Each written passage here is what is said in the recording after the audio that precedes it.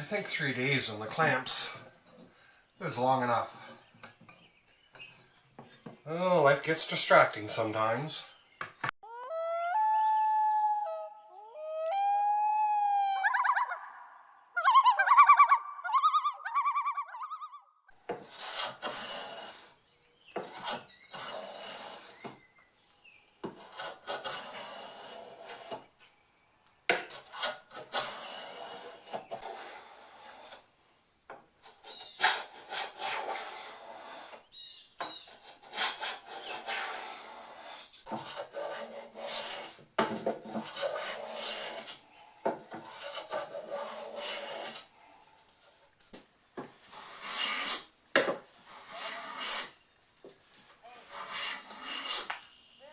A little bit of hand planing and we've got pretty reasonable even gaps there. And I think that's going to work. So I'm still a little bit proud of the top there, which is going to bring me to another small design modification. And I had thought about doing it before, but I dismissed it. But I'm going to put a little cove on there. So the reason I didn't want to do it was obviously the delicacy of the spalt and coming across the top of the grain. And the reason that I did want to do it was because it'll match the top and tie it in a little bit better.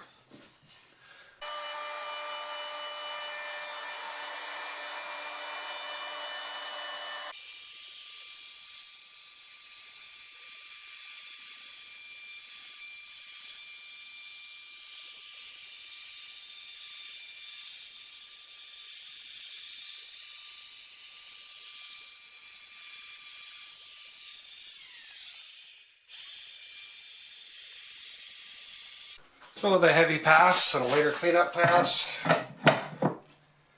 that takes care of that quite nicely.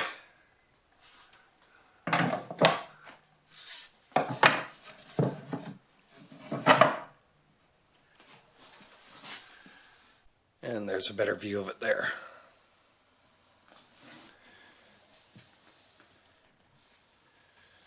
Well, with all my fronts pushed as far as I can, and a deck of playing cards, I can get 12 of them in there. And I got 1, 2, 3, 4 gaps. That means 3 is my spacing. 3 there. 3 there. 3 there, and 3 there. So, I suppose we can attach these. Let's get 3 on each side to make it even.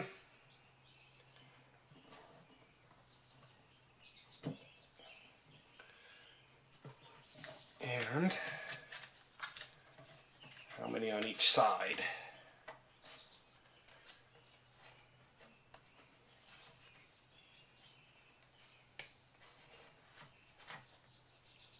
Two.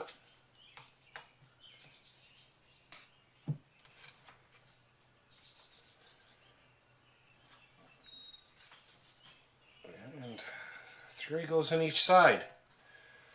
That should center it right up. Just clamp it into position.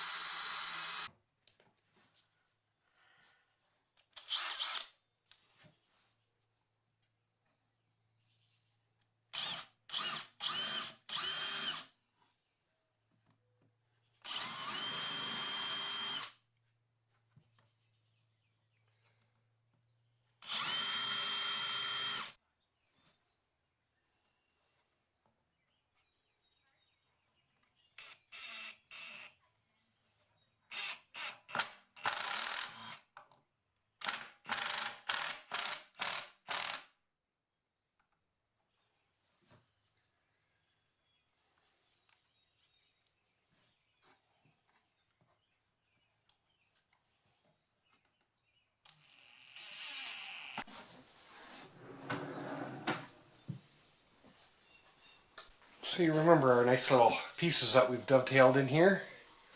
Helped us with our assembly. There's more than one reason to have it. I've got 11/64 drill bit, which gives room for a number 8 screw. And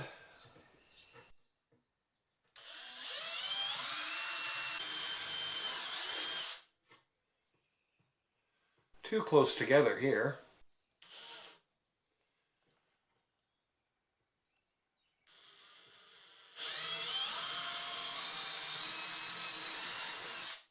So the two close together I got on the front of the cabin. And that gives me just barely enough room to get my coping saw pins in there.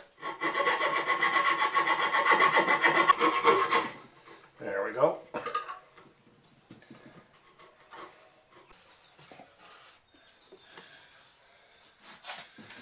And we'll line up the back flush. 3/32 drill bit.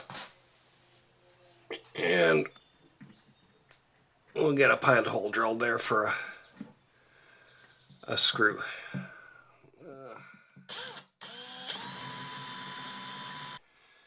And in the middle of the slots.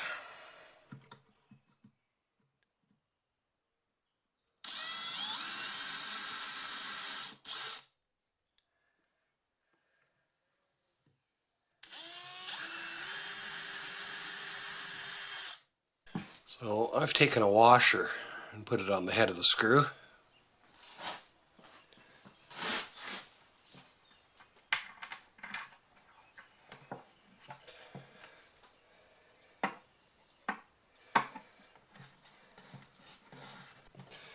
And that attaches to the top, and the slots allow for expansion.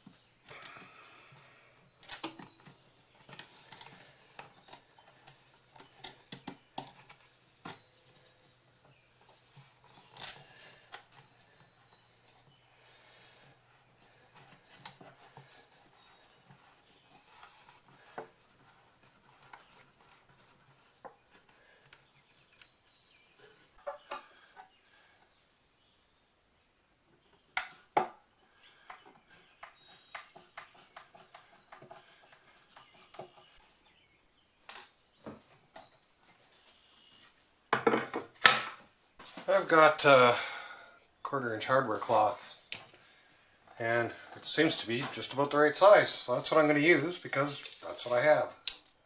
So I need 3 strips of that.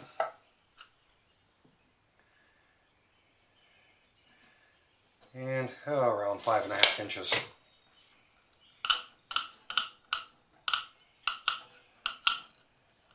So the hardware cloth will get stapled over the opening.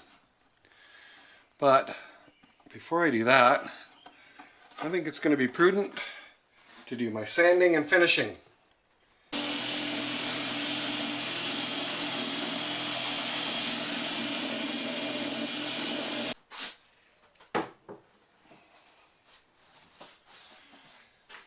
Oh, it's time. We're going to start finishing it. Water-based satin polyurethane, and I'm just going to start with all the parts that you can't see, all the hidden parts.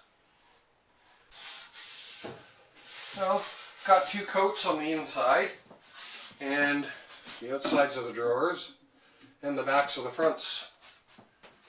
I'm just giving a little bit of a wipe off here, get the dust off of it. And we're going to start doing the parts that show.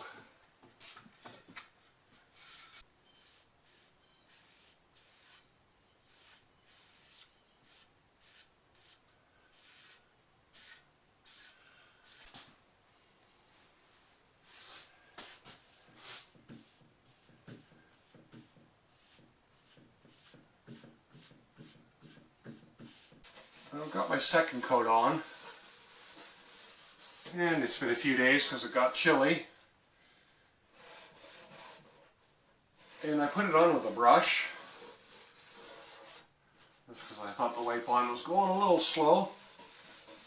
And now it doesn't feel too bad. So now I'm going over the whole thing with a gray Scotch-Brite pad.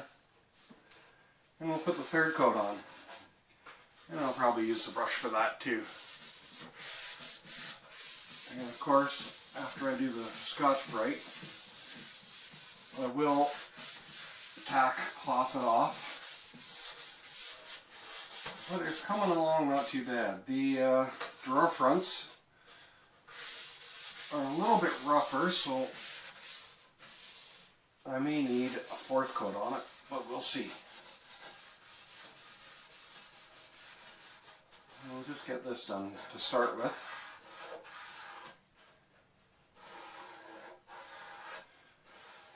We can take our hardware cloth and we can center it up.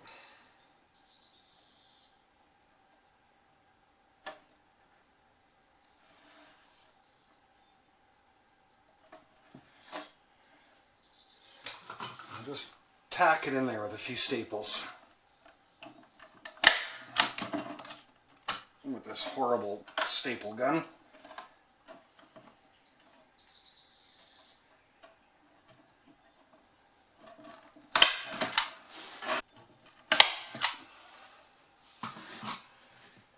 Now, most of that is going to be held on by the front.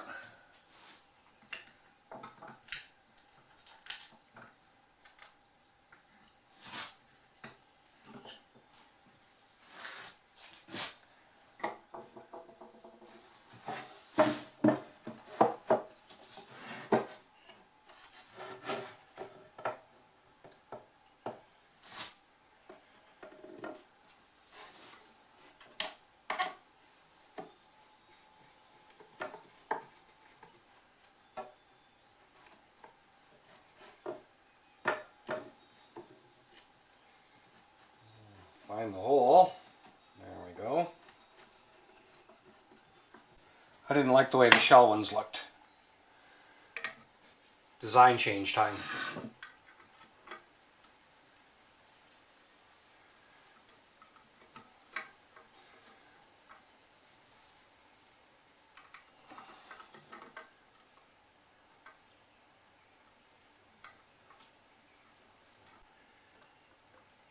And I got these other nice antique bronze or oiled bronze pulls. So we're going to go with that. And I think it's actually a nicer look for the cabinet.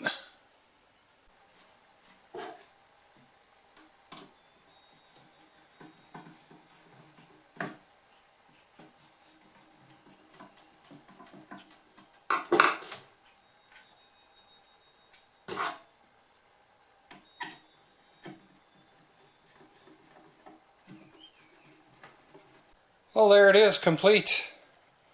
All done. What did we learn?